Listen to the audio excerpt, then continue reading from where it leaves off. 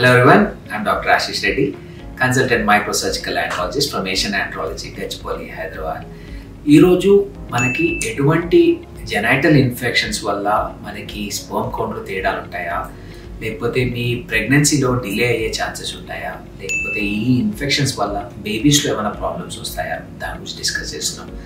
మొదటిగా any infections ఉన్నప్పుడు అంటే సెక్షువల్లీ ట్రాన్స్మిటెడ్ డిసీజెస్ కానీ, నార్మల్ యూరినరీ ట్రాక్ ఇన్ఫెక్షన్స్ కానీ, నార్మల్ ప్రాస్టాటిక్ ఇన్ఫెక్షన్స్ కానీ, సెమినల్ వెసికల్ ఇన్ఫెక్షన్స్ కానీ, ఈ ప్రతి ఇన్ఫెక్షన్స్ వల్ల మనకి స్పర్మ్ కౌంట్స్లో తేడాలు ఉంటాయి, స్పర్మ్ మొటిలిటీలో తేడా ఉంటుంది, మార్ఫాలజీలో తేడా ఉంటుంది. దీనివల్ల ప్రెగ్నెన్సీ డిలే అయ్యే ఛాన్సెస్ కామన్గా చూస్తుంటాం. లేకపోతే మళ్ళీ ప్రెగ్నెన్సీస్ వచ్చినా కానీ మిస్క్యారేజ్ అయ్యే ఛాన్సెస్ చాలా కామన్గా చూస్తుంటాం.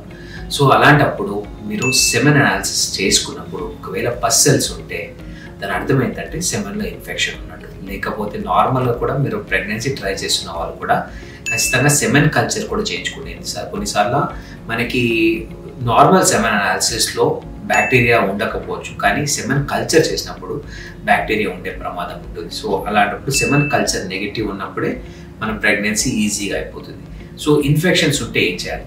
జనరలీ ఇన్ఫెక్షన్స్ ఉన్న సెమెన్ అనాలిసిస్ రిపోర్ట్స్ మేము చూసినప్పుడు చాలా వరకు స్పర్మ్ కౌంట్ కానీ, మోటిలిటీ, మార్ఫాలజీ అన్ని డిస్టర్బ్డ్గా ఉంటాయి. ఒక్కసారి వీళ్ళకి ఇన్ఫెక్షన్ ట్రీట్ చేసేస్తే ఆటోమేటిక్గా స్పర్మ్ కౌంట్ మళ్ళీ నార్మల్ అయ్యే ఛాన్సెస్ ఉంటాయి. సో సింపుల్ యాంటీబయాటిక్స్ ఉంటాయండి. 15 to 30 days అంటే 3 weeks to 6 weeks మనం యాంటీబయాటిక్స్ వాడాల్సి వస్తుంది. ఇలా వాడినప్పుడు డెఫినెట్లీ మళ్ళీ మీ ఇన్ఫెక్షన్ మొత్తం తొలగిపోయి నార్మల్ స్పర్మ్ కౌంట్ అయ్యే ఛాన్సెస్ ఉంటాయి.